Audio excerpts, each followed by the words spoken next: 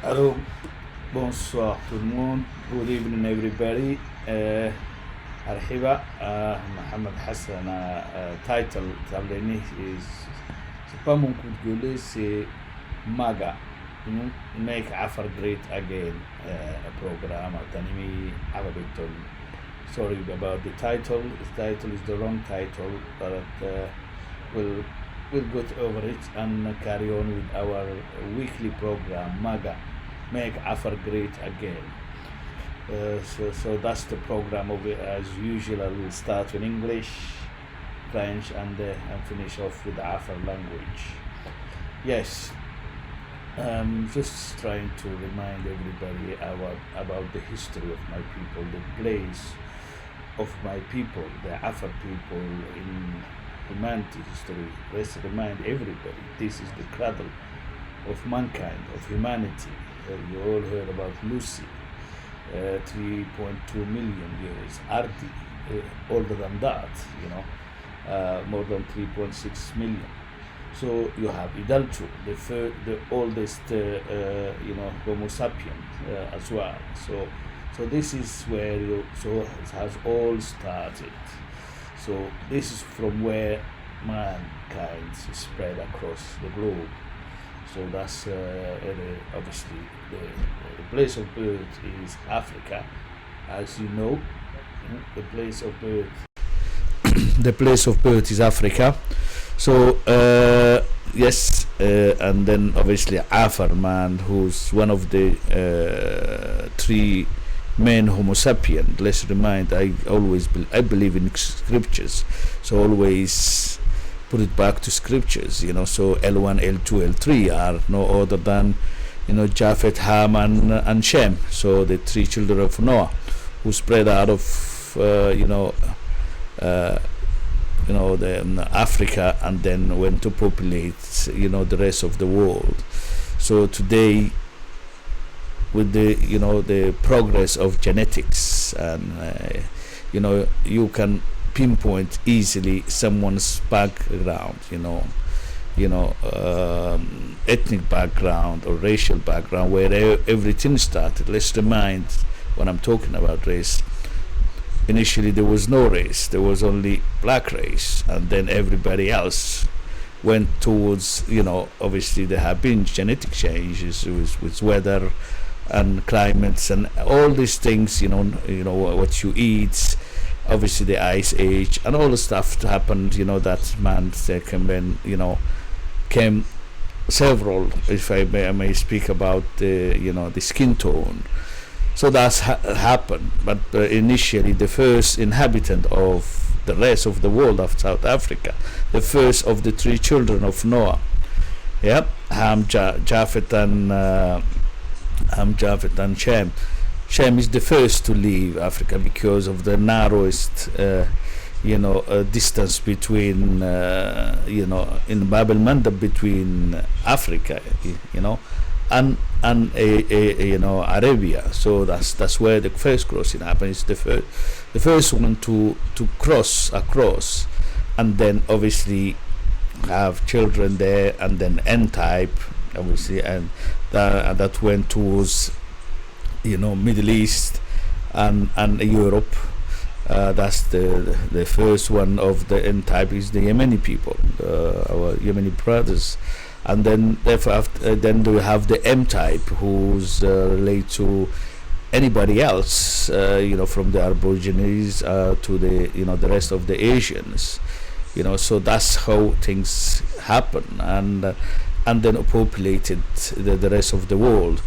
So I just wanted to take you through that journey, because some of you maybe have seen, sorry about that, this video, but probably most of you haven't seen it. So that's it's just to back up what I'm saying, so and that's put you in a frame. It's a 59 minutes program. Obviously BBC done this program, and the gentleman's name is Eddie Izzet, who wanted to know, am I Anglo-Saxon?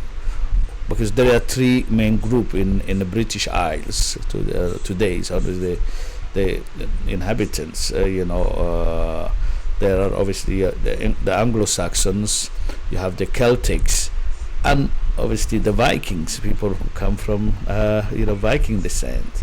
So those three. So his quest was to know from his mother and father's sides, where do I belong to ethnically, and that's what he wanted to know. Obviously he had the answer to that question, but beyond, because he has this quest, and the genetic took him back to where it all began, in Africa, and for mother and father sides. And I'm concentrating more on the mother side, because it's related to his to Afar roots, and that's where, and that's why we only concentrate on the N side, because this is where the journey happened. There is the M side that haven't been explored yet. I'm hoping that's gonna be explored very soon, and hopefully we'll have more. But we know that's the Afar is there, but nobody else has done the journey, have been through the journey.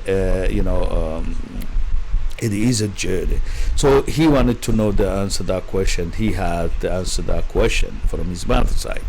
I won't tell you the answer, because I want you to find out yourself. So yeah, we will show you as well another things where it all fits, because through history I will talk to you about Nimrod, King Nimrod. Let's remind, this is the time of Mesopotamia, actual Iraq, and Prophet Abraham's time.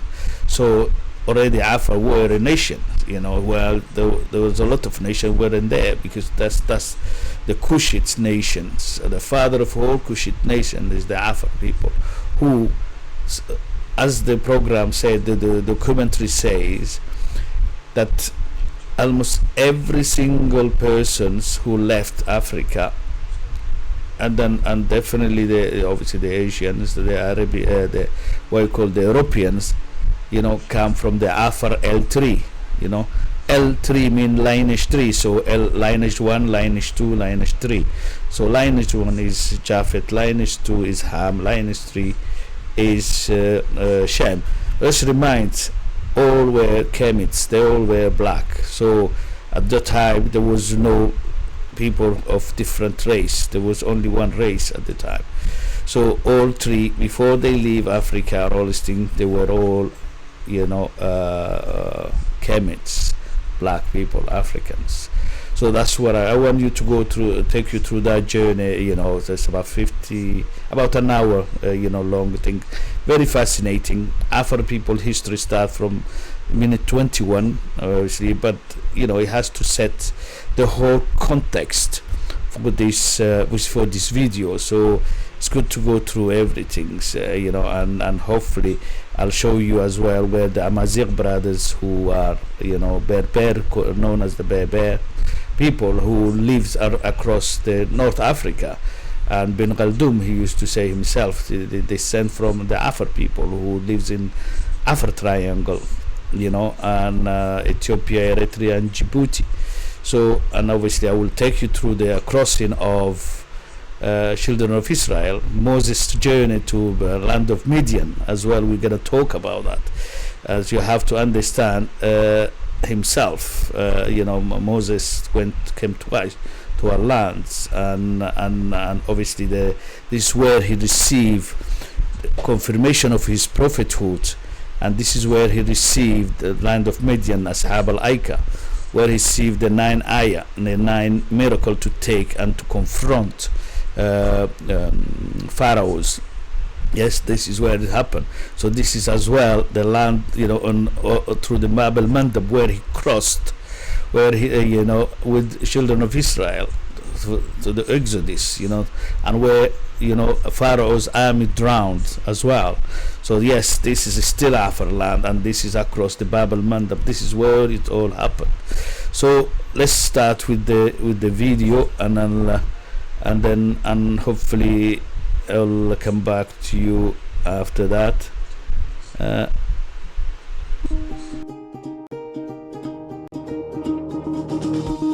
Eddie Izzard, actor, comedian, Morning, this is Stephen, going hunting.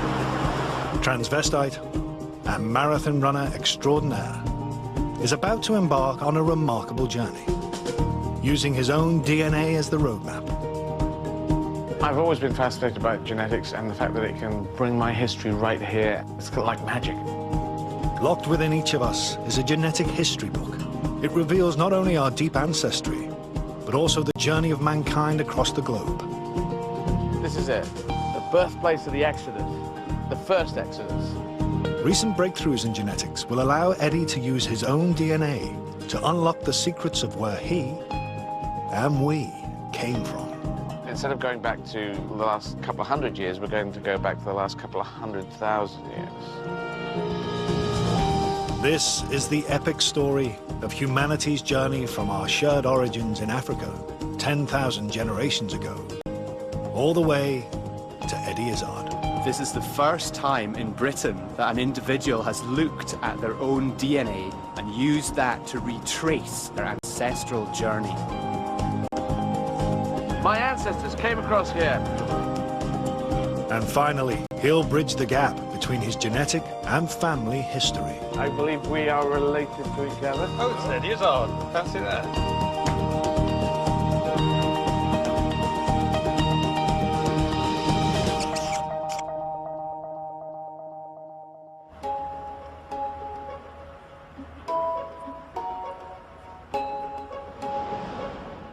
Eddie Izzard is about to become the first person in Britain to use his own DNA to retrace his ancestors' journey across thousands of miles and 200,000 years, from the very first modern human in Africa to Eddie.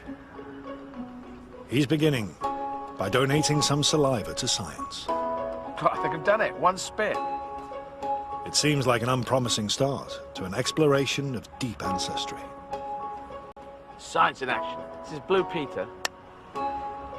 But Eddie's spit contains DNA. DNA is found within our cells. It's the instruction manual that helps build and run our bodies. Scientists have also found another remarkable use for it.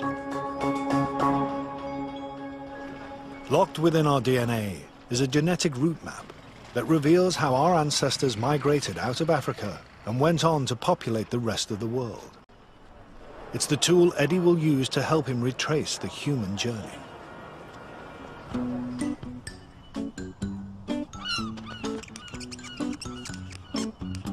Whilst Eddie waits for the initial DNA results, he's going back to his childhood home to visit his dad, John.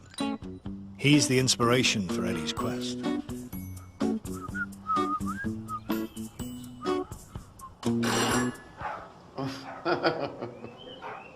Crazy dogs. Hello. Hi.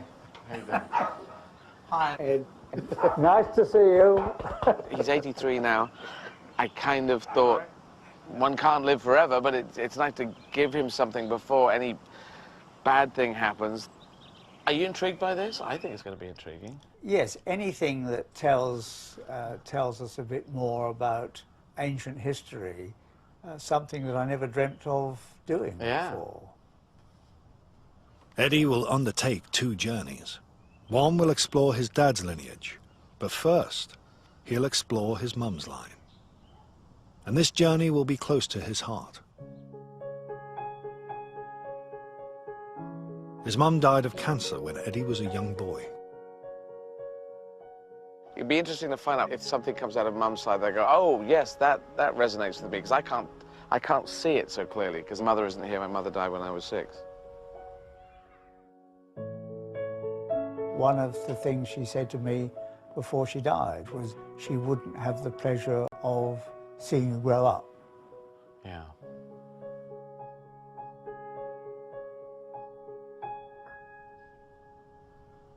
Well, whatever we find will be fascinating.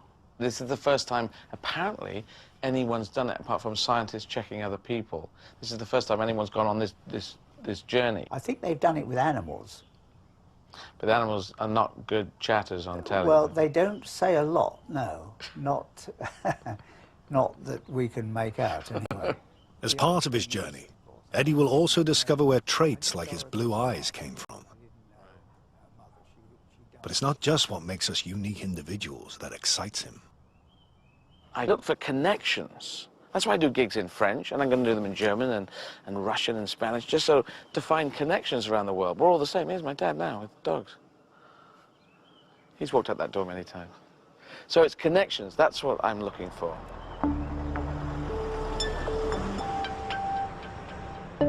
Eddie has come to the genetics lab to find out the results of his DNA test. Geneticist Dr. Jim Wilson is using the latest advances in genetic science to unlock the secrets of where Eddie's mother and father lines came from. We took your spit and we extracted your DNA from your spit using a chemical reaction. And then we focused in on two pieces of DNA. A piece of DNA called the Y chromosome, your father's father's father's father's father, all the way back through the generations. But we're also going to look at your mother line all the way back through the ages. Right.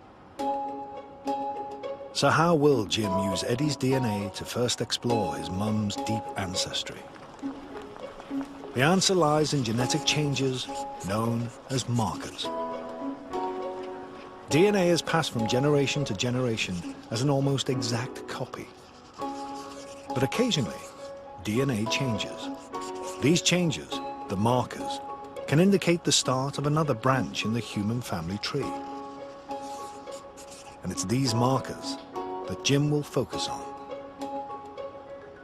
He looks for matches to Eddie's markers in people from around the world. He'll access databases of hundreds of thousands of individuals. They, like Eddie, have given their saliva for DNA testing over the last decade or so. Many traditional communities have remained in the same place for thousands of years.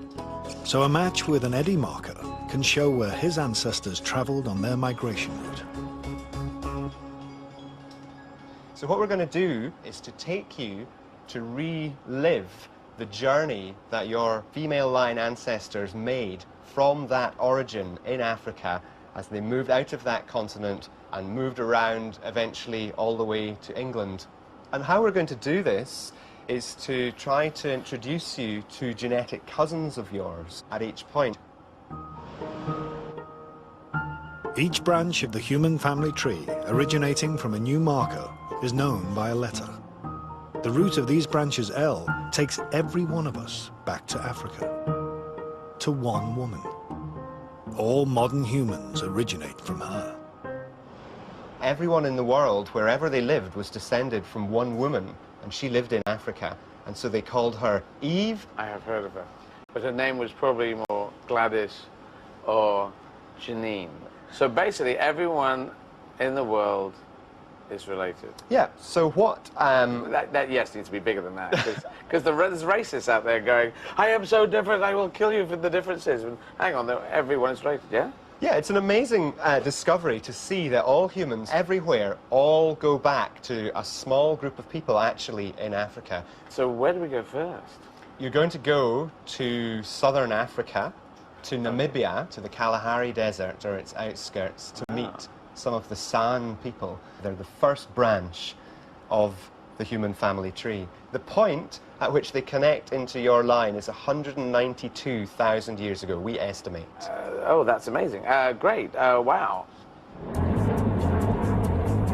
This is the start of Eddie's unique experiment in genetic time travel, taking him back 10,000 generations to meet his and our most distant ancestral cousins. To get there, he has to travel more than 10,500 kilometers to the edge of the Kalahari Desert.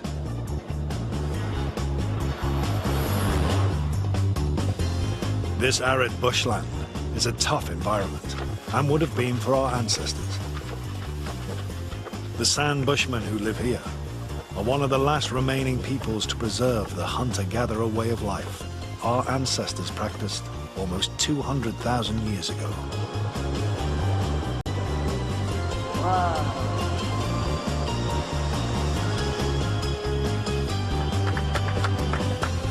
Nice landing.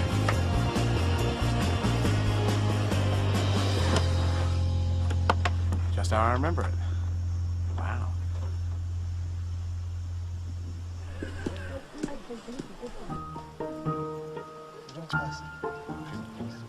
It's time for Eddie to meet his and our most distant relatives. He wants to experience what life might have been like for our hunter-gatherer ancestors. Local bushman, San Max Kike, a ranger with the Namibian Park Service, will be his guide. So Kayo. Kayo. And the hats are crazy. I like the crazy hat. Mo Debe. Debe? Debe. Mo Kunta. Kunta. Kaja. Segte. Segte. Eddie. When you get back 10,000 mums, it's such a long line of people that also put their genetics into what ended up as mum that you can't just say, that woman looks like mum. But it's still intriguing. Agnes, let's go.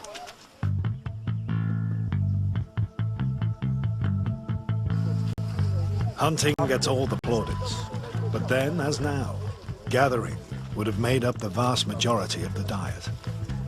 Eddie's first task is to gather tubers, roots that retain water. Their plant stems are easy to identify, but the tubers themselves lie deep underground. So just down there, yeah? Yeah, just down there. The bushmen often use the tubers to quench their thirst and even cook them like potatoes. How far down do I go?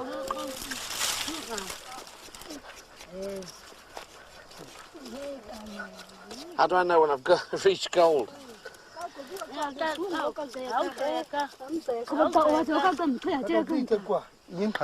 don't know where I'm going now, so that I'm digging.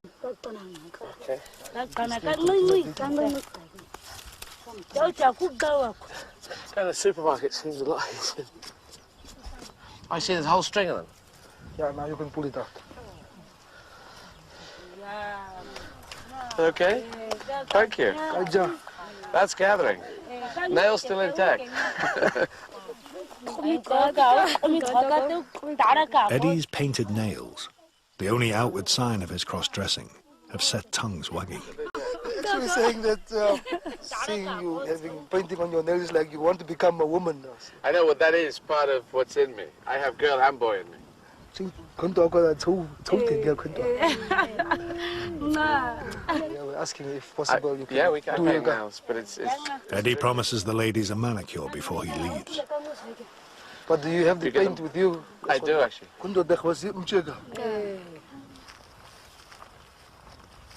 The next food source is less taxing on the nails, collecting berries from the false mopani tree.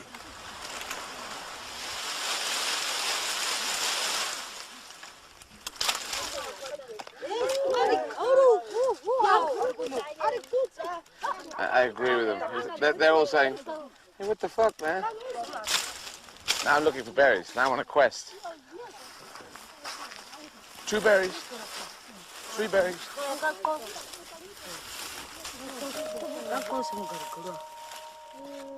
I'm beginning to feel at home with my new relatives. This doesn't feel alien at all. So 10,000 mums ago, my 10,000th mum was doing this with women like these women here. They're happy that you are here.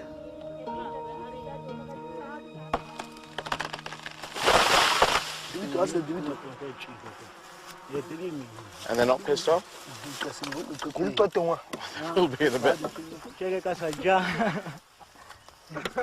Hunting and gathering has been the predominant way of life for the vast majority of human history. And for the first 100,000 years or so of our existence, we practiced it solely in Africa. Wow, that was nice honey. This is pollen. I think I'll put pollen on this. A bag of pollen, please. And some for the lady. James Bond. One of our greatest allies in this hostile environment was fire. It didn't just keep us warm and allow us to eat more nutritious food. It also protected us from our animal enemies. Eddie's newly found relatives teach him how the Izzards made fire before the invention of the safety match. I always wanted to be able to make fire. It's one of those things on my list, making fire. I thought it would take me like a couple of weeks of training, but once they give you the right sticks and you work out what to do, it's such an amazing thing.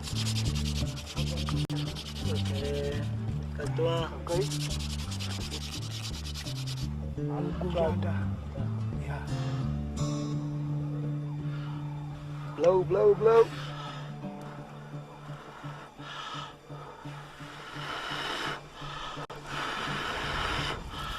Yeah. My God, my first fire. Wow. I just made my first fire. Ah. He was looking at your nails and said, it looks like a flag of a country. Oh, yeah, that is. This is my country. This is my continent. When you look at your nails, it's like that only with ladies, but not with men. I know. Crazy, but a good crazy. I got to call him That works. See, sense of humor. A joke to a family I'm related to 192,000 years ago. So we are all related. Yeah. So they are glad that we are related and we are together now. Now that Eddie has learned how to make fire, all he has to do is keep it going.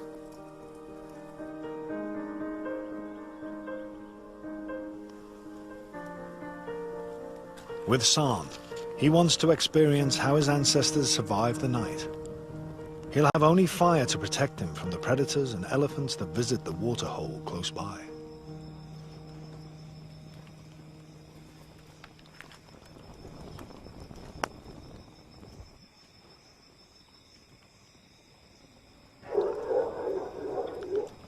Holy cow. You heard that? It sounded a bit like a lion, but that is an elephant. Yeah, that's an elephant. Just drinking or coughing? He's making a lot of noise. Elephants are herbivores, unless you look like an enormous salad. If you're dressed as a salad, they're not going to go for you. But they will squash your head. They get you under their big paw. This is what 10,000th mum, I'm calling Shirley now, must have done. She must have sat out round the fire. It's so black out there, so dark. Obviously you've got to keep this fire going. That is your safety. Don't go anywhere. Do not venture out beyond this flame.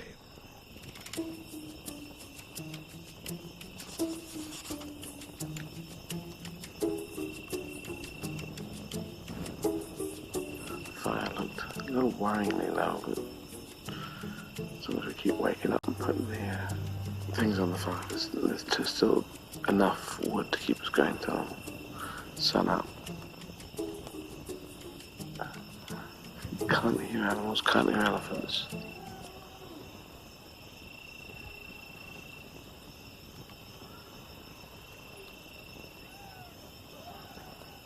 The Mayan plays tricks. Okay, back to bed. See you later.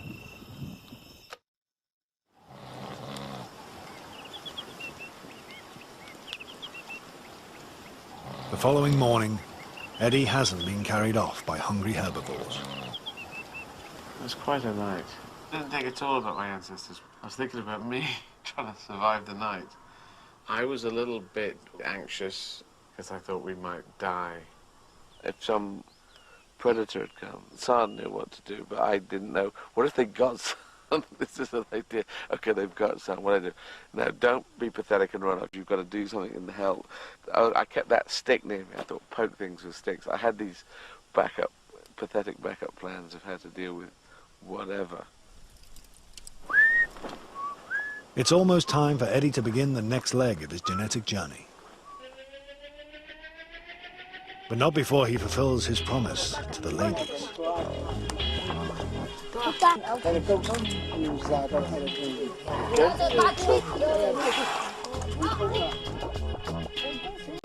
the people here, they don't seem that far away. I thought it would feel very far away.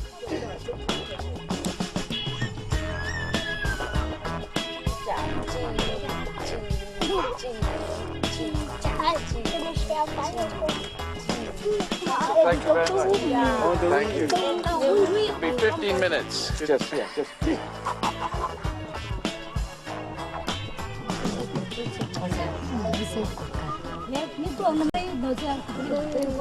was great to be here and I've met these people and to get a little thumbnail sense of what gathering is like.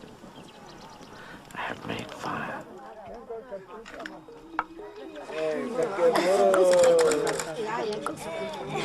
The next leg of Eddie's DNA time traveling will take him forward 140,000 years, to sometime before 60,000 years ago.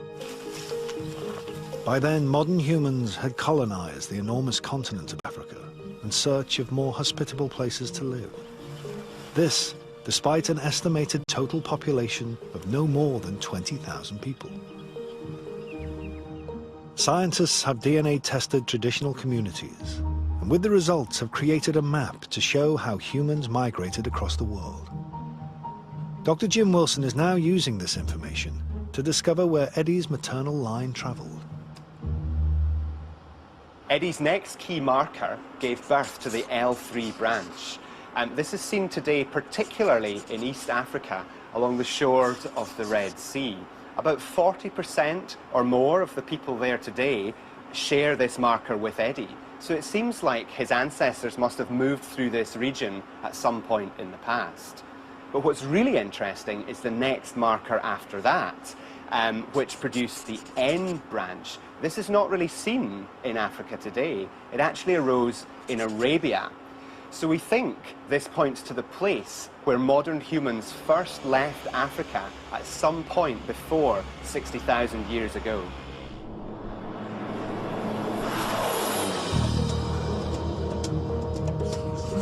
Eddie's traveling 5,000 kilometers across the continent to the small country of Djibouti.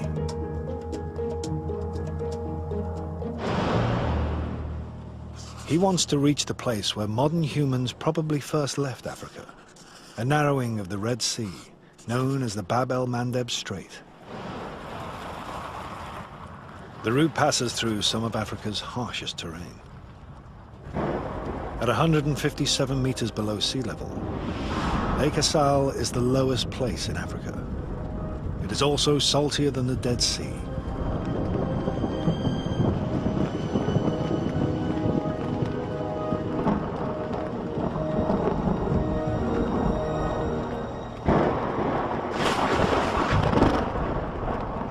Who the hell comes here? Anyway, they dig up salt from here, so there are people who live here and work here. I prefer to be in Croydon. And I was feeling car sick, and then fear goes into this, and then... So anyway, I don't want to be here. If you lived here, you'd go, this is Mordor. And then after you go, Mordor, my kind of town. If you don't know Mordor, it's, of course, the Lord of the Rings place where Mr. Bad Guy lives, the guy with the one big eye. Just think, imagine way back, if you heard that, you would think that was the gods being angry, or having a bad tummy. Probably a lot of guys who said, this is how God's angry. They're angry with you, Steve. But anyway, we're probably going to get hit by lightning. Despite his fear of getting fried by the gods, Eddie's determined to press on.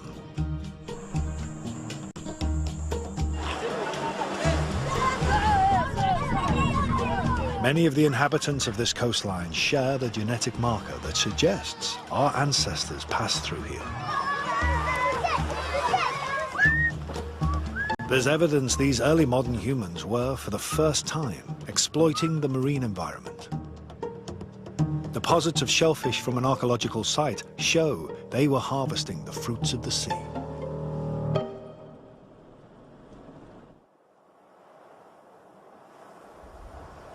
But Eddie's quest to reach the place the Izzards left Africa may have been thwarted.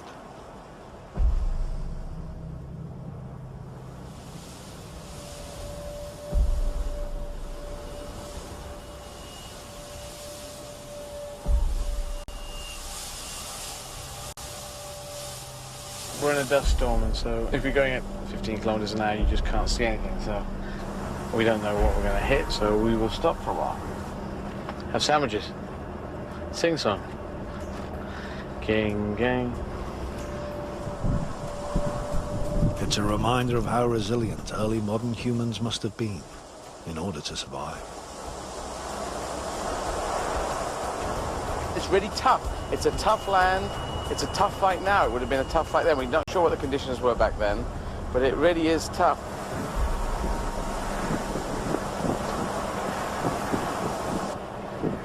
Nicola, who was driving, has decided to continue. He feels happy that driving into the sand. We've got military people with us with guns, so we can shoot invisible sand monsters that come.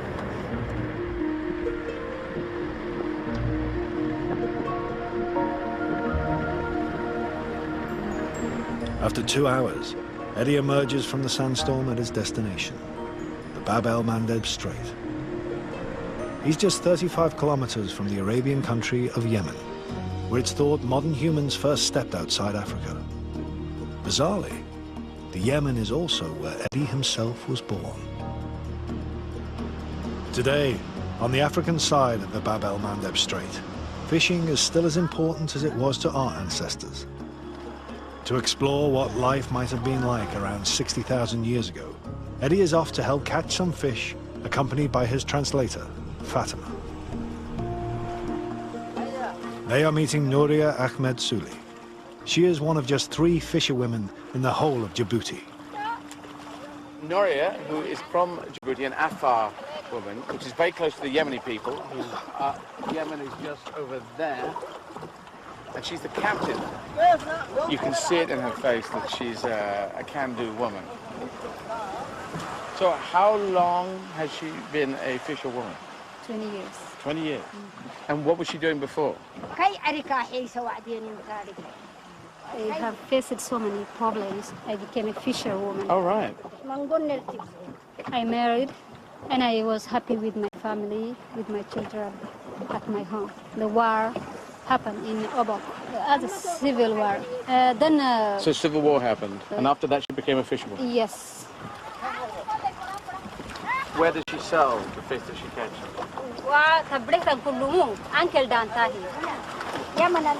Only in Yemen? Here, they pay 250. There, they pay 1,000 francs. Okay, so 4 times as much for the fish. Yes. And when she goes to Yemen, does she go over Bab el-Mandeb? That is the route you take? She goes in this boat, she goes to Yemen. Yes. Does she speak Arabic? I speak Arabic well. I speak Somali also. All I can say is, Ismi Eddie, ولدت في عدن في اليمن. Just Ismi Eddie, ولدت في عدن.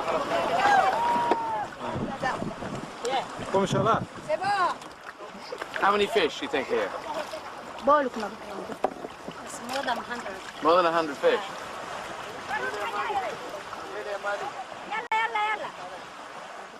You've got to get the fish out of the nets, which is really tricky, and not break the nets. I got one. Where do we throw it? Every day, Nouria follows the same route our ancestors probably took when they left Africa. The Bab el-Mandeb is still a highway to Arabia. Bon voyage! Salamata!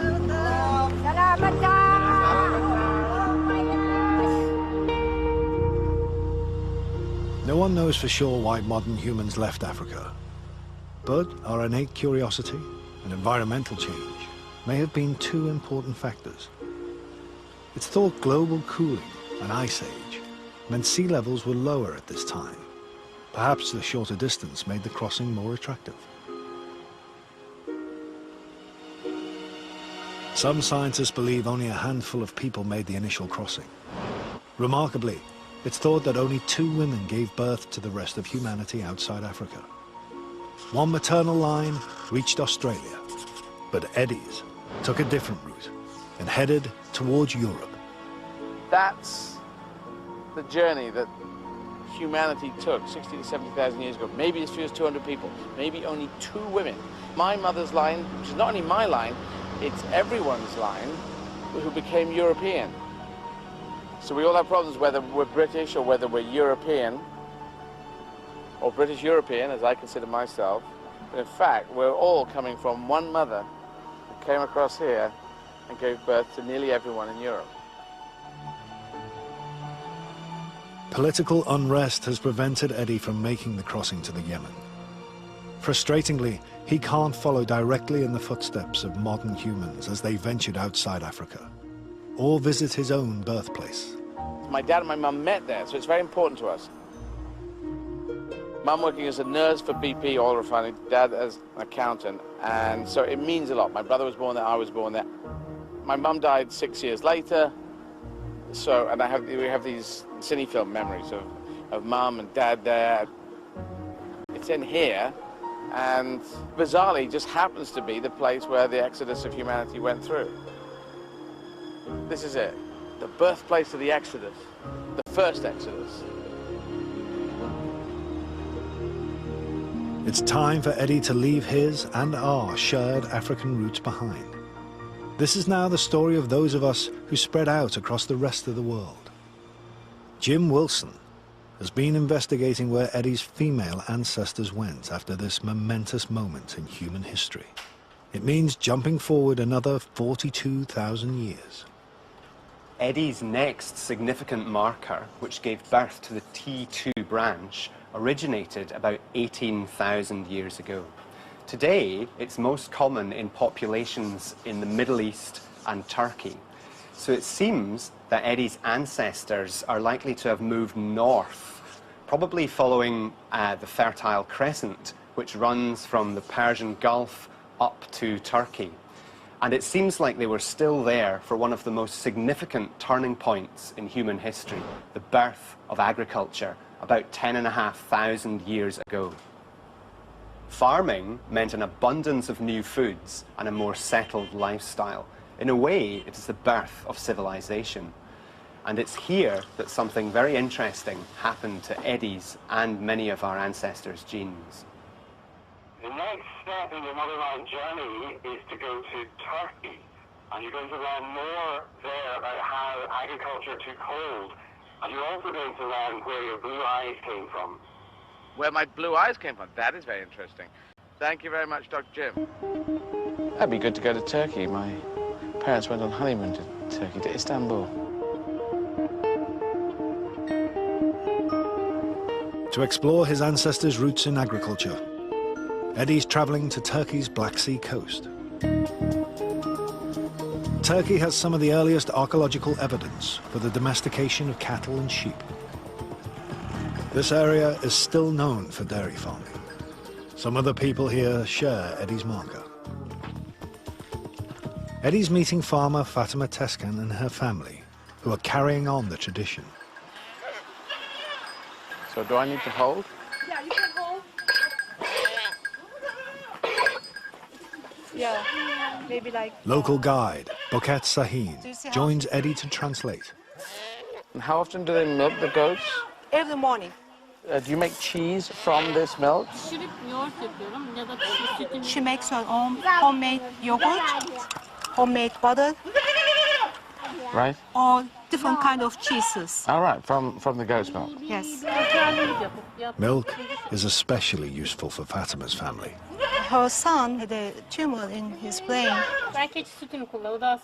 She thinks goat milk is much healthier, especially for children with diseases. Right. The domestication of animals gave humans a valuable new food source from dairy products. But there was a hitch. Adults in many early agricultural communities were intolerant to milk. Genetics came to the rescue. What exactly is this, Fatima? Ayran. And what is it made of? Su var ve tuz var. Goat milk, yogurt, water, and salt. Here you go, so I'll just have a bit of this. Eddie and most Europeans can digest milk due to a genetic change that occurred around this time. It means we can process dairy products beyond infancy, whereas many people in the rest of the world can't. So I can taste yogurty in there. It's really nice and fresh and has a salty aftertaste. So thank you. When I was a teenager, I used to drink 1 litre a day. I used to neck it. I loved milk. I still do. I thought at some point I'm like becoming Chalk Boy, the calcium kid, you know. This ability to digest milk wasn't the only genetic change that occurred to Eddie's family around this time. You have blue eyes, I have blue eyes. Do other people in your family have blue eyes? Kendi ailem, babam, kardeşlerim. Her father, all her siblings, and both of her children has blue eyes. Yeah, cool. Eddie's guide, Bucket, discusses the most up-to-date theory on the remarkable origin of blue eyes. A recent study by a team of genetic researchers in Copenhagen University. Okay. Everyone with blue eyes can be traced back to Black Sea coast 10,000 years ago. Everyone with blue eyes can be traced back to Black Sea? Yes. Wow. It was a single person. That's very curious. Blue eyes originating in one person isn't the only surprise. Both parents need to give blue-eyed genes to their offspring. So given that even today most of us are brown-eyed, the trait shouldn't survive at all. Why doesn't it die out? One of the most popular theory is that it is very attractive. And when there was a shortage of men, as they were hunters at that time, women with blue eyes were more desirable. So it's the sexual selection, and it's very attractive, like gorgeous eyes you have. Yeah. I always miss eye colours. Do you notice eye colours though? Women tend to notice eye colours better than men. Well, I do. I mean, even if you look at Hollywood, the legendary people like Sinatra, Elvis, you know, Paul Newman. So blue eyes, which only turned up about 10,000 years ago, roughly, it could have just touched around by sexual attraction, people saying, hey, let's shag the man or woman with the blue eyes and have babies. For whatever reason, blue eyes have persisted. They're doing the rounds.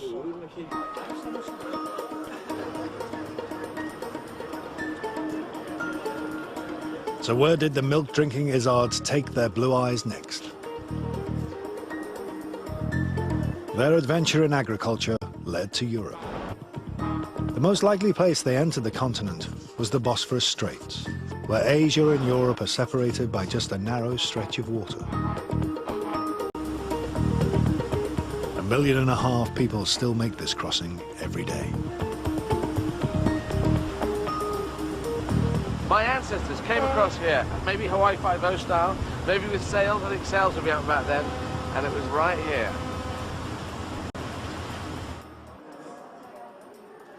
On the European side of the Bosphorus, Eddie can't resist staying in the hotel where his parents honeymooned.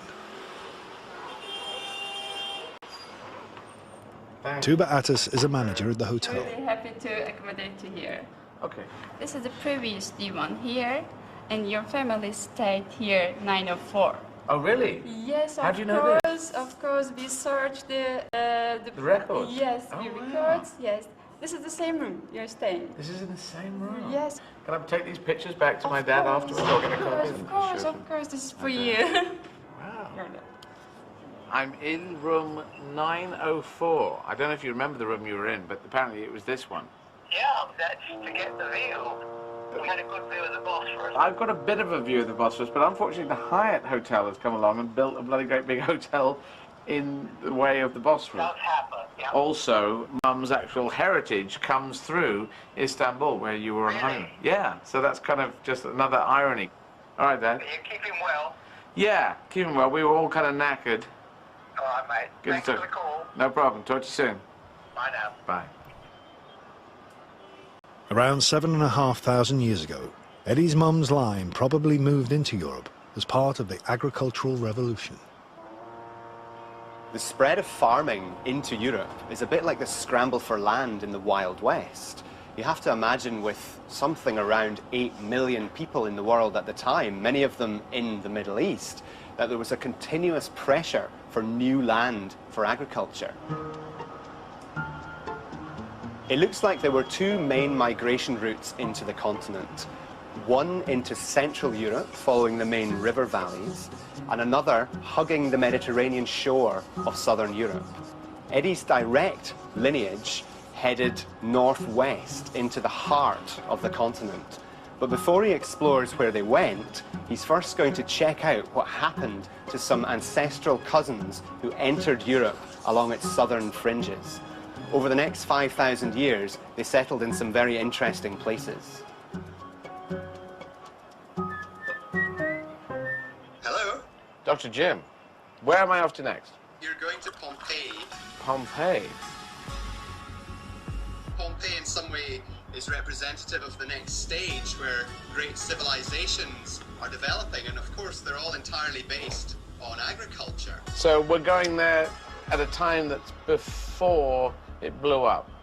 Just around about 79 AD, I think. Oh, around 79, oh right, okay, we're going there Tuesday before explosion time. Exactly. Right. Pompeii will be exciting. I've been intrigued to see Pompeii for years. I think I'm quite good at imagining what it would be like to be there as a Roman. That will be fascinating. By 79 AD, Pompeii was a flourishing Roman town in southern Italy with a population of 20,000 people. But its residents were unaware that they were sitting on an active volcano.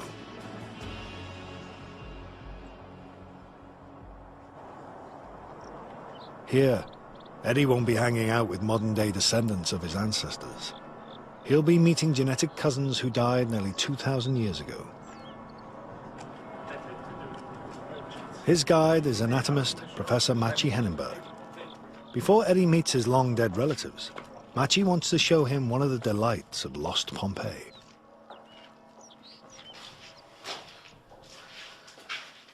So, shagging. This is a house of sex? Yes, so people came here for entertainment, Okay. and they had paintings showing what is happening here. This was done on stone. That's doggy style. Yes, well, they're showing various sexual positions, which is fairly similar to what one can see on internet today. Yes. Actually, and they're showing some curiosities, like people with double penis, for example. Oh, really? Is that a medical thing? I've never heard of it. Yes, it is. Yeah? I'm an anatomist. I study anatomical variations. Okay. And actually, both double vagina and double penis happen. Oh. Okay. That sounds crazy. And the beds are telling us how small people were. All right. Yeah. It shows that people were, on average, about 100 millimeters, 10 centimeters shorter than we are today. Then there is a toilet. Romans were much more open about the toilet. So, for example, they had communal toilets. A lot of people actually sat here, right here, in this very space, doing a poo, having a chat, saying, just having a poo, I'll be right back in for number 4, bit of number 4, and a bit of that old number 2, a bit of 2 and 2, a bit of 4. And food is across the road. I'll have a poo, we'll have some sex, and then we'll go and get a McDonald's.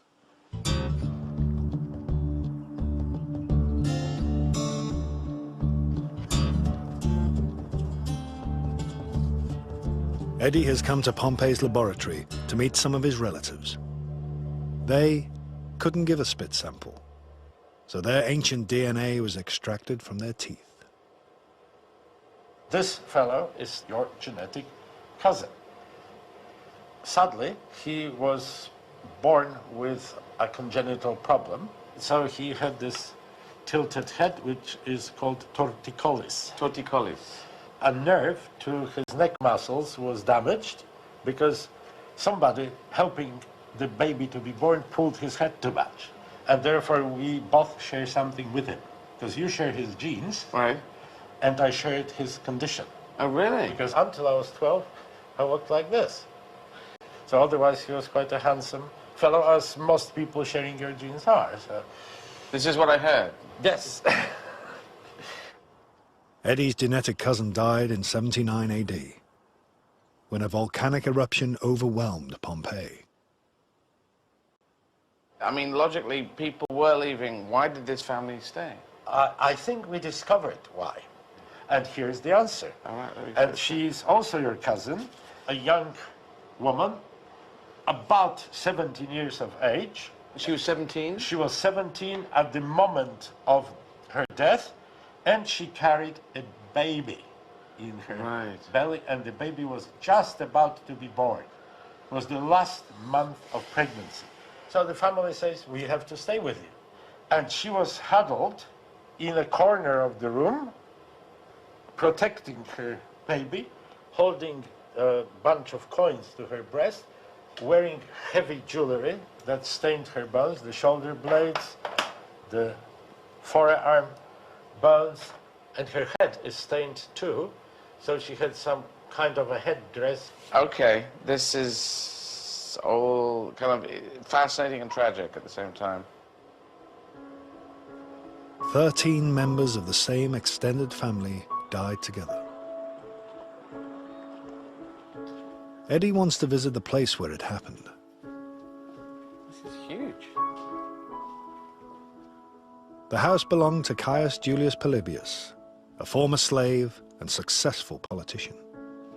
They were lying here in this room, the old man on the floor, and next to him a teenage boy, and the boy was holding father's hand. They must have been already afraid. And at the feet of the teenage boy, a younger boy, a few years old. And eventually they were covered by more and more of the ash. And this is the other room where the rest of the family died. Here was the 17-year-old young woman, covered in her finery and with the baby in her belly. That's where she eventually died.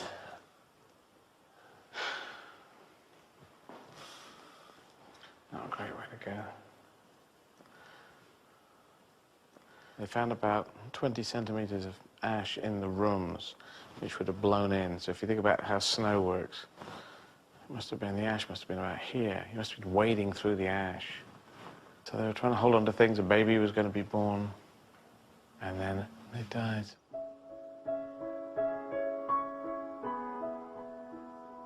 Eddie's journey has already covered nearly 200,000 years of human history. The landscape of towns, streets and houses, of civilization, is becoming much more familiar. I feel like I've been taken inside a real Latin Roman life, and that links to my mother's line. And just touching the walls is really close. Eddie's genetic cousins settled in southern Europe, but his direct ancestors appear to have followed a more northerly route through Central Europe on their migration to Britain. Eddie's next key marker shows that this direct maternal line had, by the time of the Pompeii eruption, moved into northern Europe. We're getting to a really exciting stage of the genetic journey. As we get closer in space and time to Eddie's family in Britain, we can be more specific about the ancestral journey. This is because the more recent markers are shared by fewer people. Of the 69 markers in Eddie's maternal line DNA, this next one is the 67th. This means that we're looking for living people who share an ancestor with Eddie less than 100 generations ago. We've found another marker that seems to originate much further north. This marker is only about 2,000 years old. And the really interesting thing is that this group seems to be focused in Scandinavia. Your mother's people were Vikings. Oh. What you're going to do now is meet people who are directly related to you in Denmark. Eddie has come to the ancient Viking capital and port of Roskilde. He is meeting Lars London and his sister Anne Persdottir. Lars recently gave a saliva sample to science. Jim then found him on the database, one of only 10 matches. Okay, well, cheers. Cheers. He and his sister share a direct maternal ancestor with Eddie from around 2,000 years ago. That's less than 70 generations. We share a mother from mother. Yes. Are there similarities between us? Yes. Which would be interesting. Football, I love football. Yeah. Mathematics. I did math up to university level, but then didn't get to... Mathematics, that's last. I also studied math. I took a PhD in applied math and did a postdoc afterwards, 2 years. I ran 43 marathons in 51 days about 3 years ago. So we ran a marathon together. Yeah. I did a total of 13 marathons, but over a time of 15 years. Which is an impressive record, and I apologize for coming with 43 and counting. That's all right. I think because I have my father's name, Izzard is my father's name, half your genetics is your mother's side.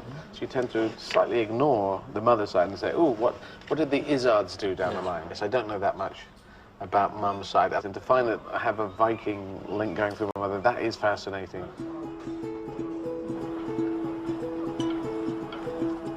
The closest Eddie can get to his mum's Viking roots is to put himself in the place of his newly found ancestors. Straight your arms, lean forward. As they prepared to lay waste to a swathe of Britain. Perfect. From 793 AD, the Vikings began to raid Britain.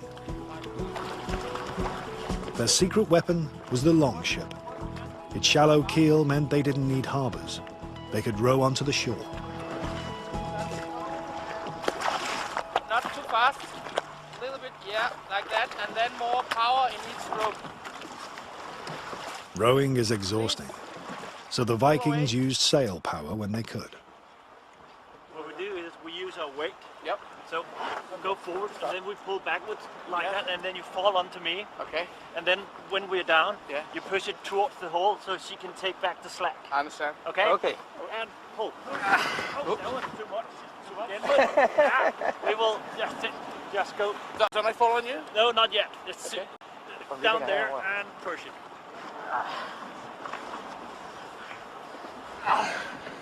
And one more time. Careful, you might handle it. We need to get that'll do me. Yes? Let's go back. Okay. How many hours would it take? To England? With the right wind, yeah, it would take them about 3 days. Eddie takes over the controls.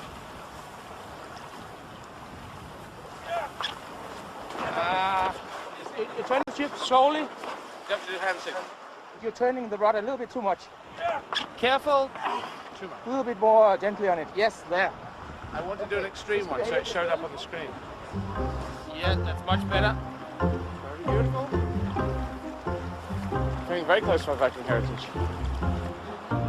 They obviously went over and did a lot of killing and pillaging, which wasn't so good, but it's fun to have a Viking link.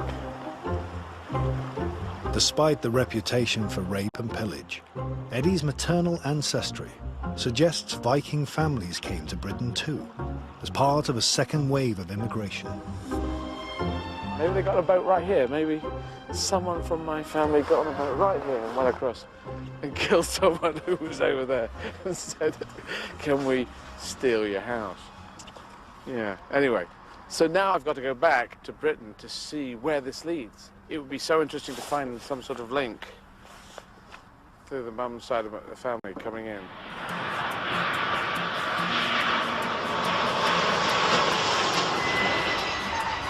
Jim has been searching the database for matches to Eddie's next significant marker, which will bring him back to the UK. He's compared it to the DNA of 12,000 individuals who have submitted to a full exhaustive test of their motherline DNA. He found 4 matches, and he's arranged for Eddie to meet one of them. The match is so recent and so rare that it has yet to be given a name. You're going to meet 2 sisters, your nearest genetic cousins on your mother's side, and they're in Northamptonshire. You share an ancestor with them at some point in the last 500 to 1,000 years. Oh. So it shows that probably your ancestor came prior to that, which would fit in rather well with the Viking Age. So you're really very close genetically.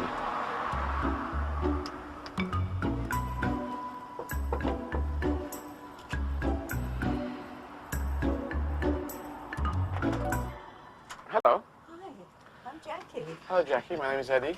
Hello. What's your name? I'm Jill. Hi, Jill. Apparently we're related Yes. through genetics and stuff. That's pretty interesting. Jill, can I come into your house? 'Cause Yes, it's cold sure, out come here. in. The sisters share a common maternal ancestor with Eddie, Yes. possibly as few as 20 generations ago.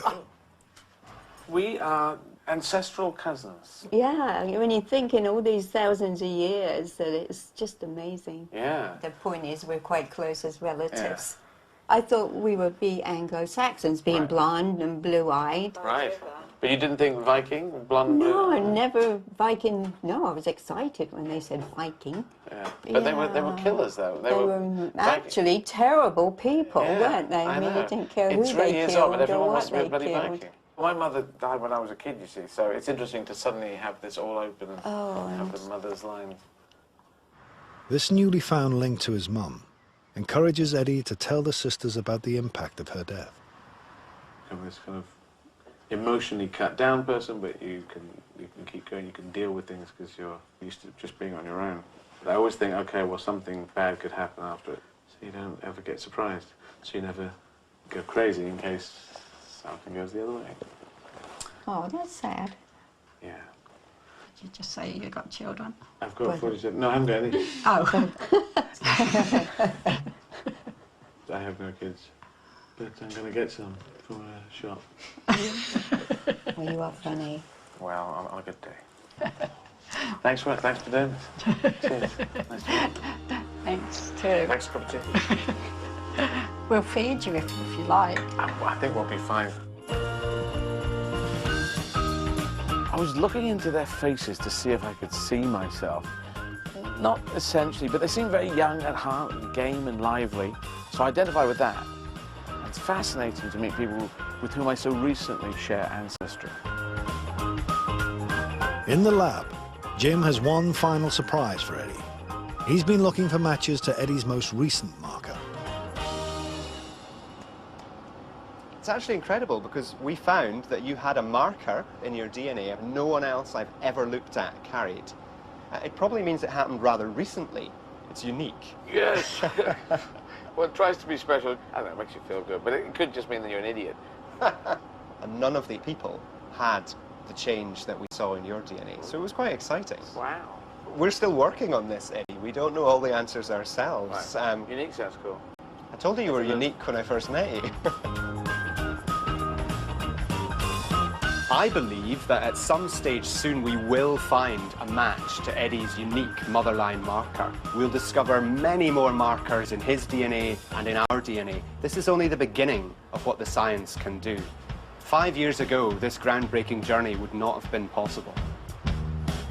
We've all got these journeys, but to suddenly have it spelt out like that is amazing.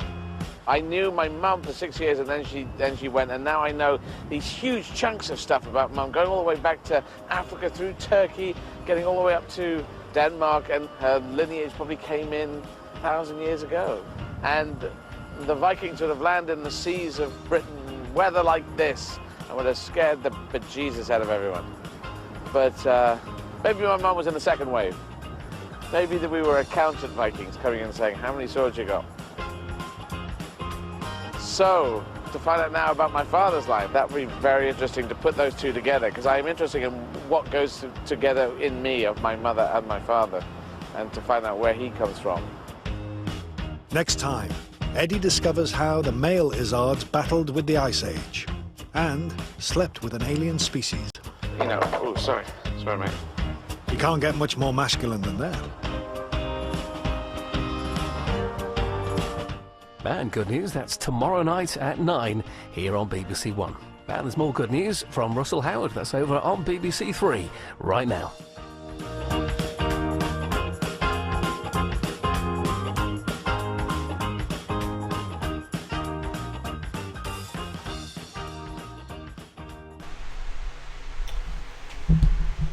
Hello, welcome back. Yes, that's the documentary, just to show you what I was saying. So as you could see, Eddie Izzard traveled through his DNA across Africa, from Africa and across the world. You know, Europe, Western Europe, obviously up to, you know, south, you know, Mediterraneans, where he goes, obviously his L3, you know, the L3 going to, you know, Latin world, Greece, you know, Pompeii, you know, Roman Empire, you know, as you know, and then some part of his family goes later on towards what you call Scandinavia north, you know, the Danube and all these things. So that's how things work, you know. He worked through, you know, through his DNA to go up to, you know, Britain eventually, and then obviously eventually he find out that he is you know, Viking. Anyway, for his mother's side he's Viking. For his father's side, I'll gonna publish the video maybe today or tomorrow from his father's side, so I will send it to you so you can watch it. So this is the journey. The first DNA in this side is Ham, you know, and obviously how he crossed is still the same crossing. The crossing happened towards the what you call Arabia again, and so on, you know, kind of, but you know, and obviously from his father's side he eventually ends up being an Anglo-Saxon. So you're gonna go through that later on. Anyway, I will see if I can do it today or tomorrow. So just the video, and obviously for you to have a look from his how the technique and obviously all these things works. So yeah, and he moved there, you know, obviously eventually he's from this what you call Viking descent from his mother's side. Yes, and obviously Afar people is not only, as you've seen, the precursor to every civilizations, you know, European, the Phoenicians, the Goths, the Roman, the Greeks, but as well, most importantly, the pharaohs, the Egyptian, the ancient Egyptian civilization, who used to say that of Afar people, they are the you know, what you call land of gods and lands of ancestors of Afar land. Let's remind as well, Afar is what gave name to Africa. The name Africa come from Afarik, you know, and that's not me as Afar person who say that. The Amazigh say it. So this is the Amazigh trace back their origin to the Afar people. So and Bin Khaldun used to say it, and I'm gonna show you here what you call. I'm gonna show you now an article, a blog was written by a Amazigh brother. So let's go to that and then and see what.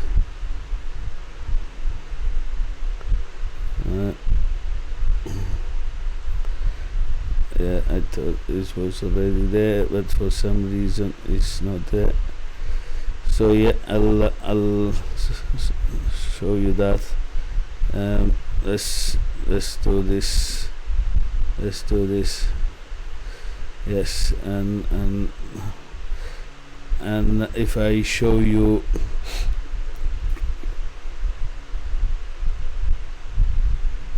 Okay, this is the safari, and then obviously if I show you the I'll go zoom out a little bit.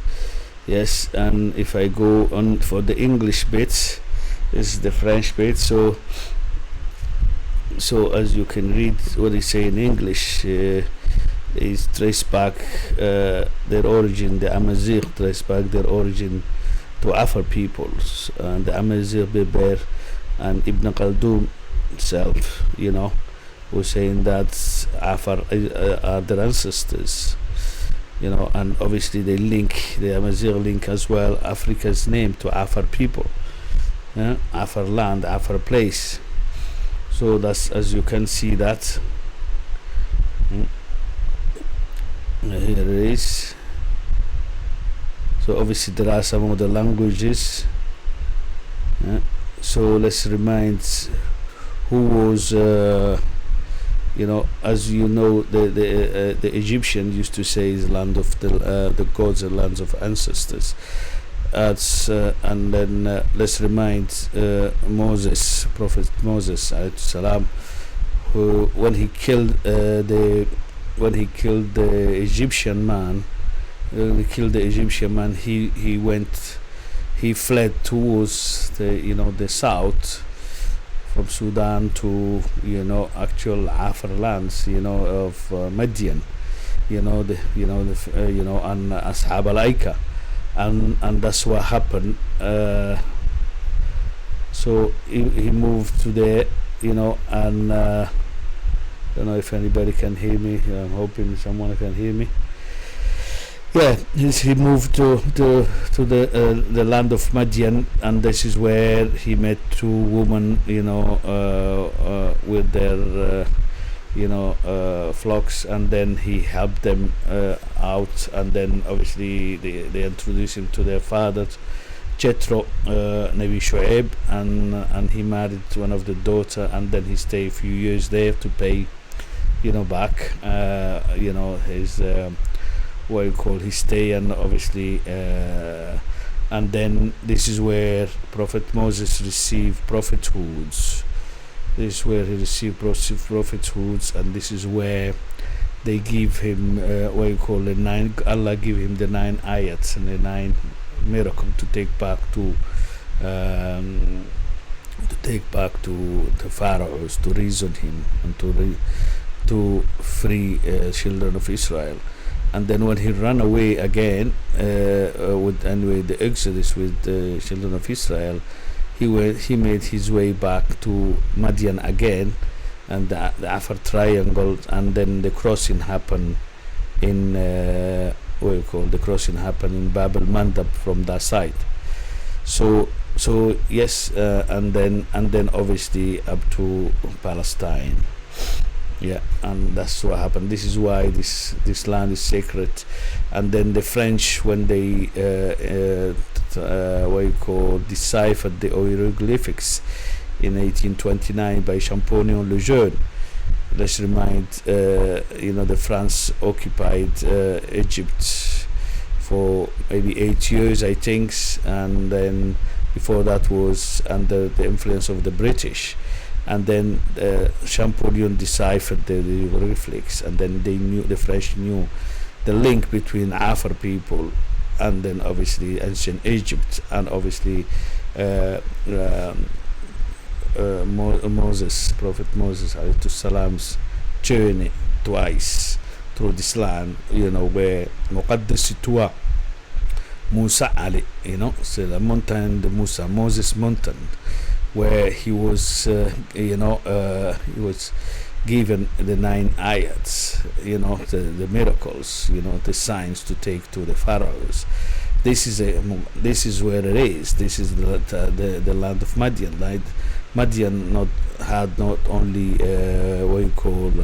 Shu'aib as prophet, but more, as Allah said in Ash-Shu'ara, 177 verses, in that surah, where he's saying, I gave several prophets to the people of Madian. So who the Saleh and all these things. Let's remind, Afar people used to occupy. They were the first to cross across across Arabia, and then they were the first inhabitants there. There was no Homo sapien anyways, Bani Adam there at the time. So we were the first to cross, and then at the time of Nimrod, King Nimrod. Let's remind who was King Nimrod. You all heard about the Tour of Babel, the famous Tour of Babel, the highest tower, a human being has ever constructed until 1889, I think, when the Eiffel Tower was built. Until then, it was standing as the highest tower ever. And let's remind, this is the time of Nimrod and Prophet Abraham alayhi salam, Afar people were already in nation, and Nimrod asked for help to Afar people, and let's remind at the time,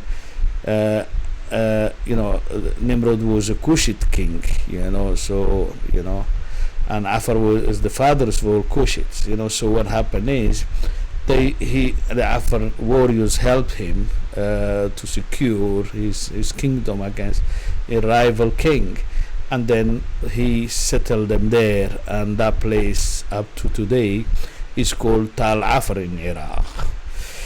So yes, so this is the few things we would like to I would like to show and say about it, inform, and then if I go quickly to the French bit. Bonsoir tout le monde, je sais pas si vous m'entendez. Je sais pas si vous m'entendez, donc je vous ai montré le, comment dirais-je, le film, le documentaire, encore une fois. Donc je sais pas si vous avez eu la chance de le voir avant, mais donc voilà, ça montre l'histoire des Afars. Le peuple Afar, c'est l'un des 3 enfants de Noé alayhi salam, l'un des 3 groupes d'Homo sapiens, parce qu'il y a 3 groupes d'Homo sapiens qui sont donc qui comment dirais-je, pour mettre en parallèle du côté des sculptures entre Japhet, Ham et Shem. Donc les Afar, c'est le Shem qui a traversé la mer Rouge et le Bab el-Mandeb pour s'installer, le premier humain à s'installer en dehors de l'Afrique. Ils ont eu beaucoup, bien sûr, ils ont eu il y a eu 2 groupes, il y a le N groupe et le M groupe. Le N groupe, on s'intéresse au N groupe sur cette vidéo-là parce que ça, donc, on suit la trace de Eddie Izzard. Mais il y a le M groupe qui est allé en Asie, Australie et au-delà. Donc les aborigènes et les autres asiatiques. Donc ici comment dirais-je, le programme s'occupe de N-type, de N-groupe, c'est lui les Yéménis, donc qui donne naissance à tous les autres sémites, européens, aux civilisations égyptiennes, comment dirais-je, aux civilisations grecques, romaines, phéniciennes, goths, tout cela, toutes ces grandes civilisations viennent de cela, viennent de ces du L3 Afar. Donc comme lui-même le dit, c'est le premier à traverser. Pratiquement tout le monde, tous les Européens descendent du L3 Afar. Donc voilà, c'est ce que ça dit exactement. Donc je ne vais pas m'éterniser trop là-dessus. Donc je vais aller à l'Afar maintenant. Donc voilà. Assalamu alaikum. Afari Afar fatandubati tubleni yutelta. Sini وديري هدك عكسما هاي محاي أبلوي مريانكا أساكوها ككل مي عفرك رد إيانا ما عبال سباعيسا كتاب سباعيسا سباعيسوا يتمتنا تساكو قرسيمري إياكادو أكا عفرك ردينيا وياكا توبكو أمازيق تاكي أمازيق توبكو تاكي بربير ليارجن نورت أفريقيا يا مري توكا هاي تون هي أسنكادو إيانا ما نانو عفرك ردي مراي عفرك كيتيوب سيدي حاملتن عفرك ردي مراكي نينو هي يا منا لينيني هكادو محكر حو اما دي حاملين نانو كينك ردني افريكا ميغا عفرك يميتين عفر ميغا عين عفرين افريكا ميغا تحم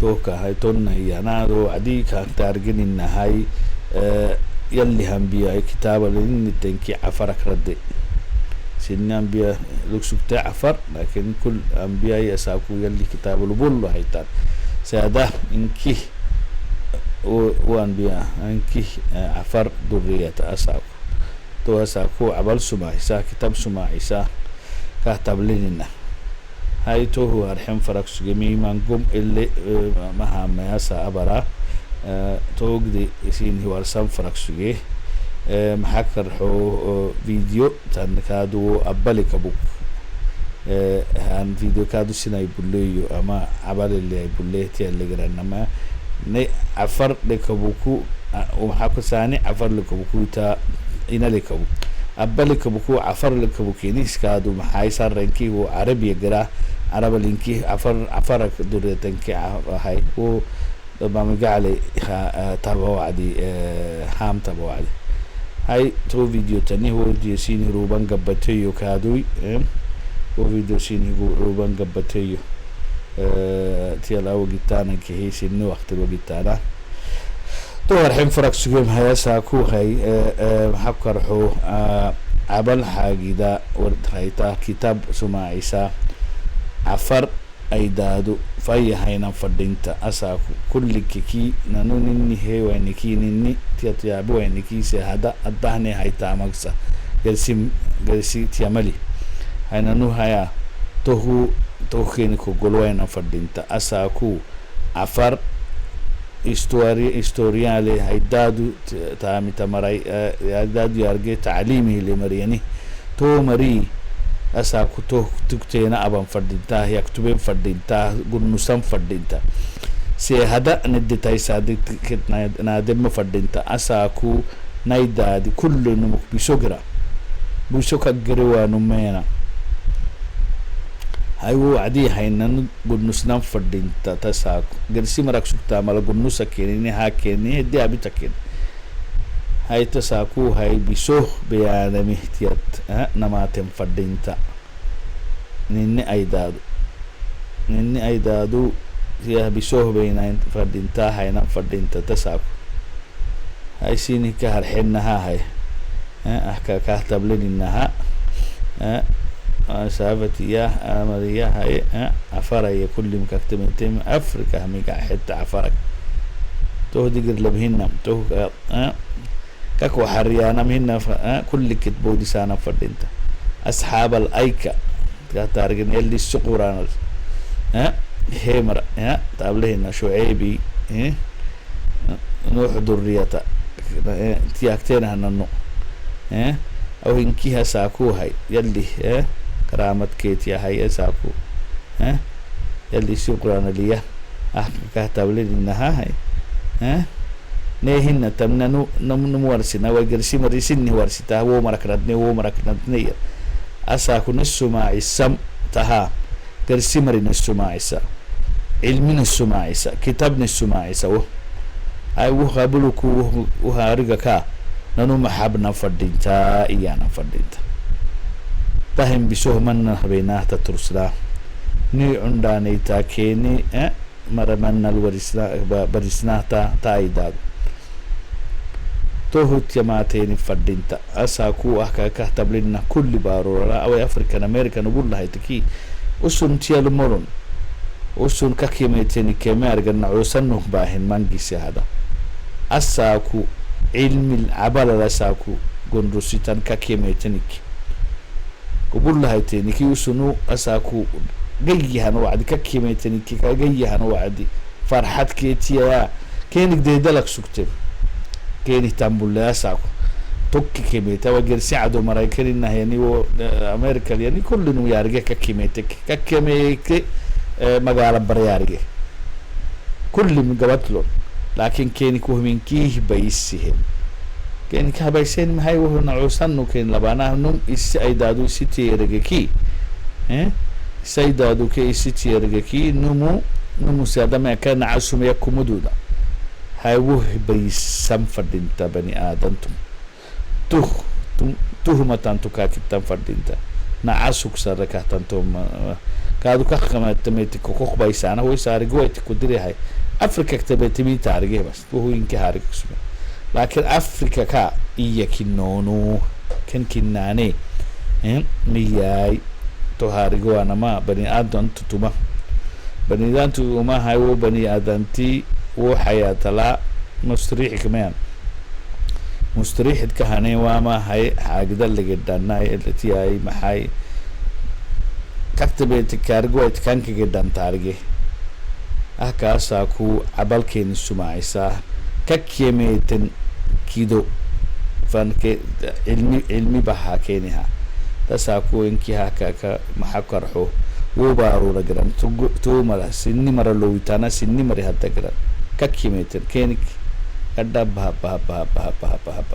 kakkimete mari kahastan hay tohu hay kadam hay nano waya hay nano nargemi hay nano saku haka dumayen saku amane istimarat ham faraksu mari adahne haksu kulli numu isay aydad warstak suga ka garsi barahin isa saku ninna yani tiya warsita ani wayta warsita بوكينا عدو سمتنا لكن ورستانا بحي أساكو أبينو كيتيا لم دونتين لنكيني توت ورستانا تون هي لكن هو عدم هنا تنم هنا هو عدي عفرك محيانا عفرك تو من تون الحق سبتي هذا هاي وخنا رجهنا نو نكنا نارجه وخو أسمته لنو أساكو أحكارا تغيب فوي فيها أنا عن سهانا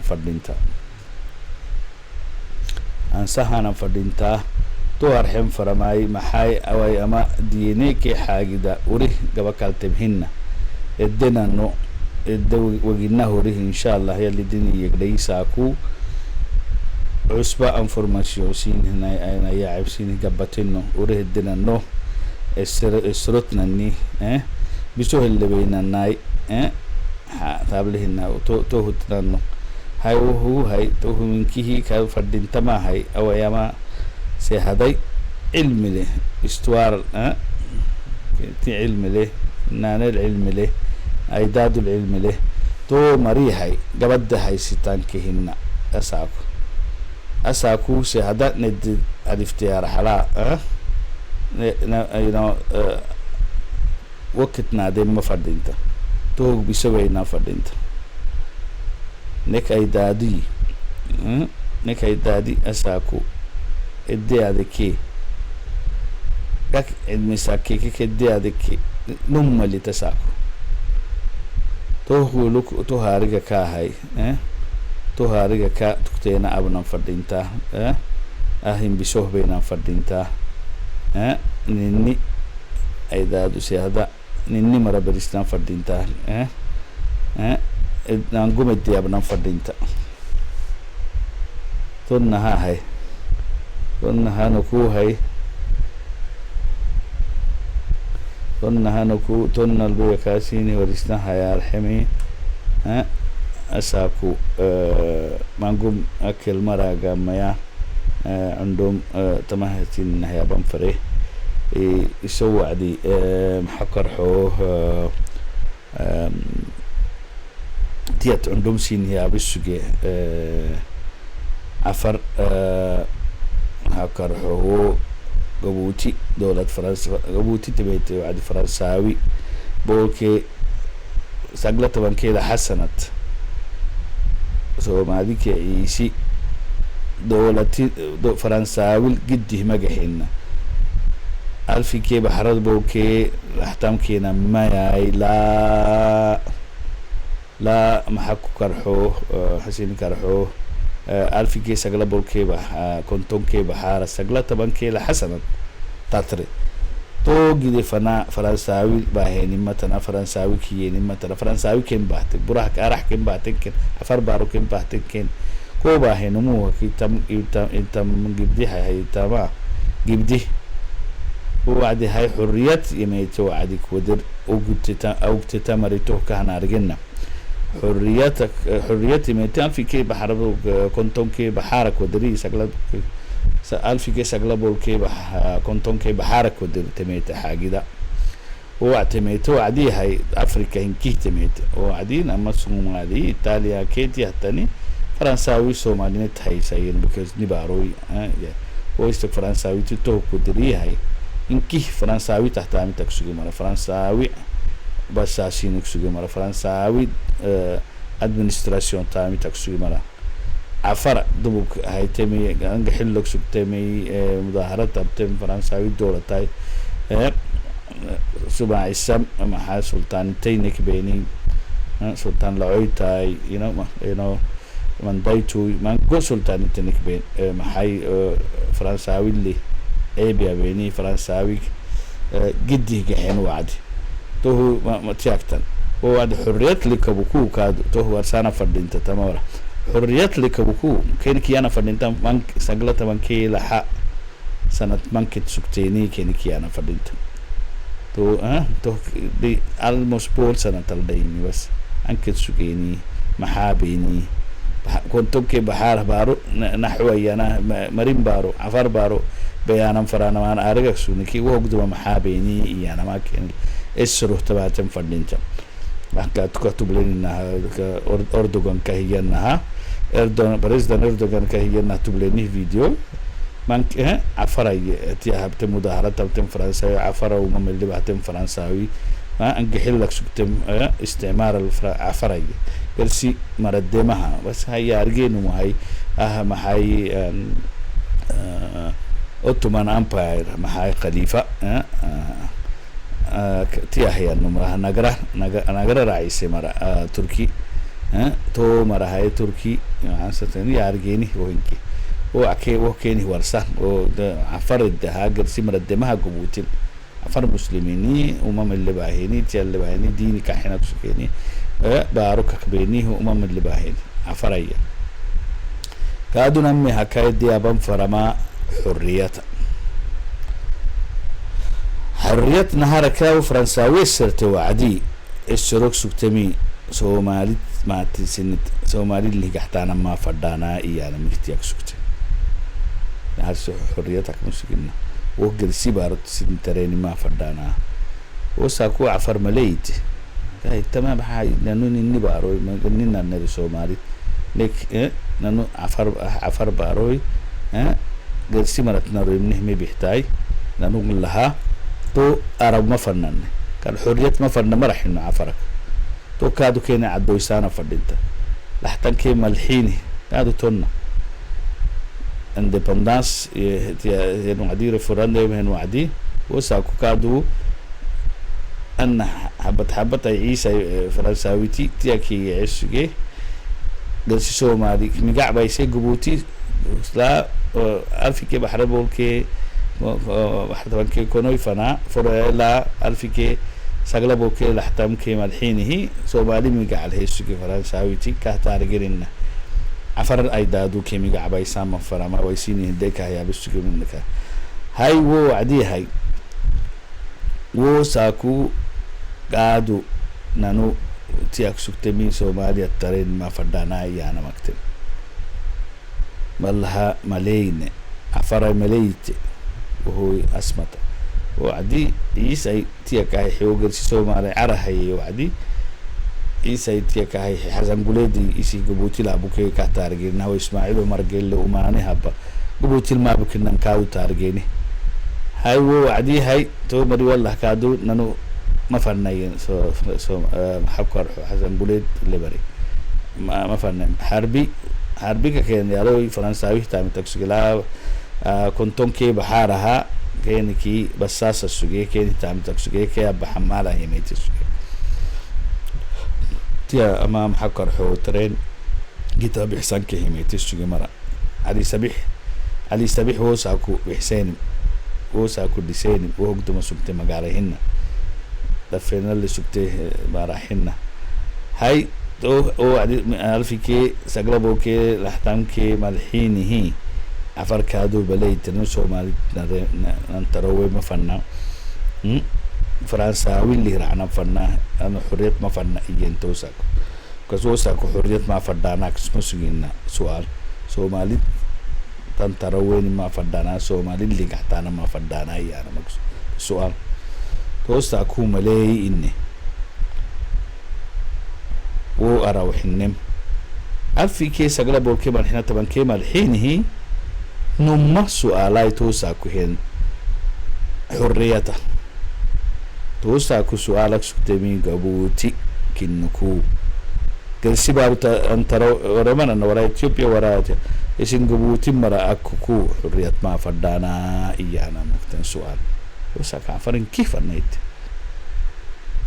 هاي حريتي يفرو كان نجح دي سلطاني تنك كربتي ولا فوفيك كوين سلطاني فرنساويتي استعمالنا الباهم نارجي كان تنجح اللي مني تو حرية من الحين ضدنا لكن حرية جوين من أرجع حرية قبل نكهي من أرجع فرنساويتي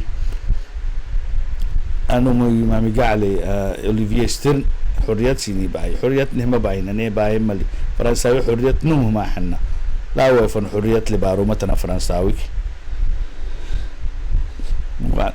هاي تو هنارجم فردينتا تو همي سياده هو الاسلام فردينتا من 1977 ألف كيس أغلبه كمان حين طبعا كمان الحين نوما سؤال نوما حتى نو تيال أمبولو النهار لكن سؤال محاكر هو ريفراندوم سؤال هايتم فرنساوي تو ساكو سادن كهيت قوتي هيونتين كهي فرق بوك يرون يام ها نانو والله حرية فناه نينو هنكو حرية فناه هاي تو كان هاي تو تهمي عدو سانا فردينتا وكا عند بندانس دي تماتي هاي توعدي دي ربكيتي أنا لي يعني هن الهانا فرانا نهبا هانا فران وه أنا واي تمايني نهي نارجي نني هنا أرجع لكن تو كيني كسيسانا فردينتا ما حكر حو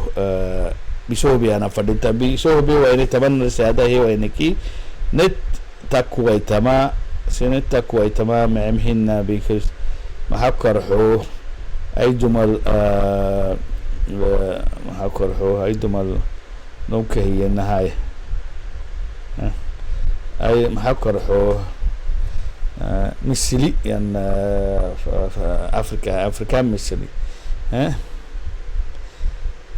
لبوكاي سناي دادو بريسم اللواي تنفناي كنا يدادو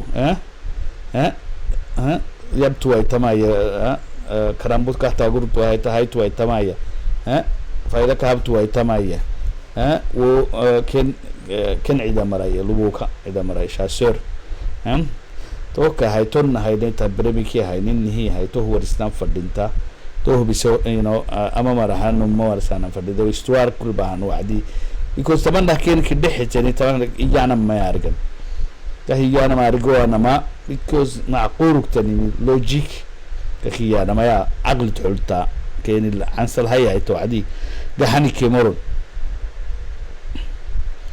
لا ويفنا سقلت من كيل حسنة تنكت سبتي يعني وعدي استعمار الاهتيال سجنها وسجنها وعدي مثلا ذيك مثلا استعمار التوها بيني استعمار جدي جحيني ما لا ألف كي سقلبوا كي كنتم كي بحار فنا تم سجن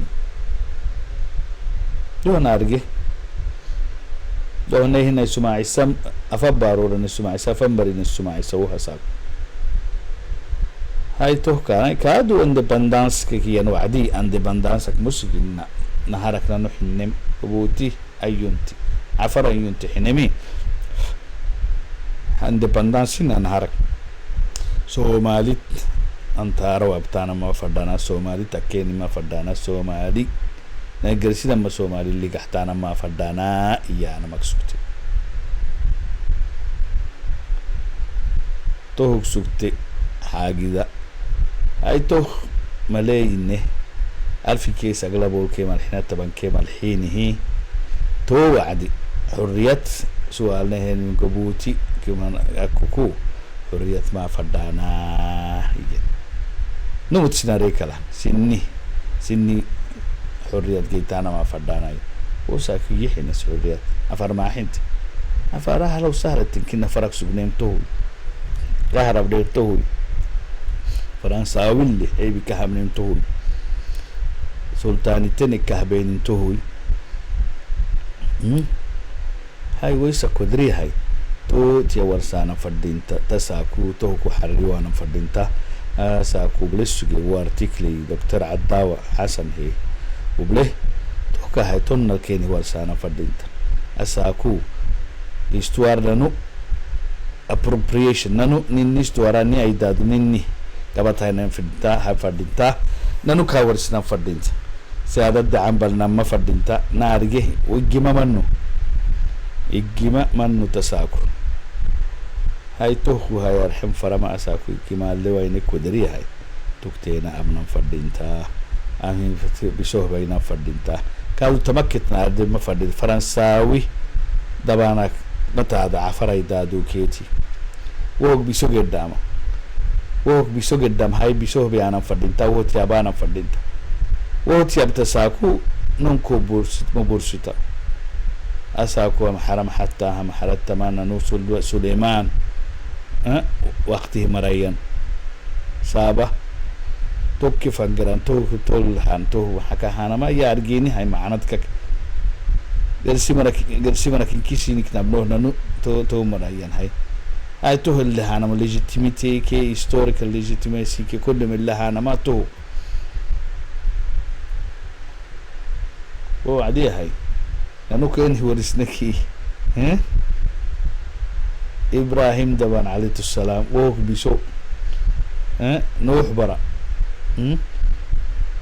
وسوق ورسيتا ندريتا تو إنكي كا ورسانا فردينتا تو إنكي كا يعني فردينتا كان حمل حبشا واحد بروفيسور نم يوكيسوي عفراي دادو يارجيني فينيشياناي عفراي دادو أرجو مرياسا كان حتمانا إدي أبانا فروانا ديني تيان لباكا دينك مقسنا يا يانم توه بس كلا أساكو كرحملي تمري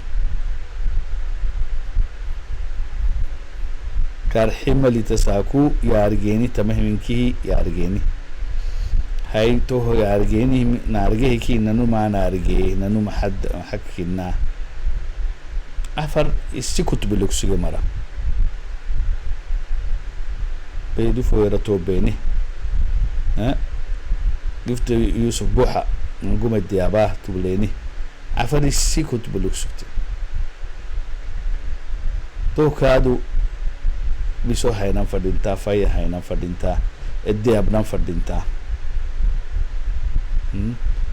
تون هاي قاتا أرجين إنها بيسو بيانا فردينتا متى هاي عفر حاجدا سنبيل بيسو هاينا فردينتا عفر كناني بيقول لك كناني هنا توخوي أسمتا دوساكو نم عفره برهمانا با شرفي ما بين با ميقاعه مانا با أساكو نسمع كل النسمع إسها ساكو تنتن هاي توهو هاي نارجين فردينتا توه بيسو هاي نام فردينتا توه تياب نام فردينتا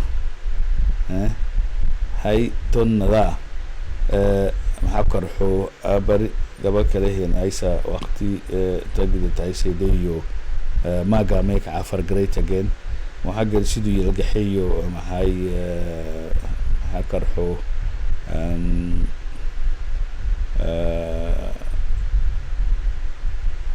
موجود Guelleh sans Guelleh de Bourg سياسات يا بنو كادوي هاي ومعني إسماعيل مرجل لي دريتو كان ومعني هبا كي كاين عسي عبدو كري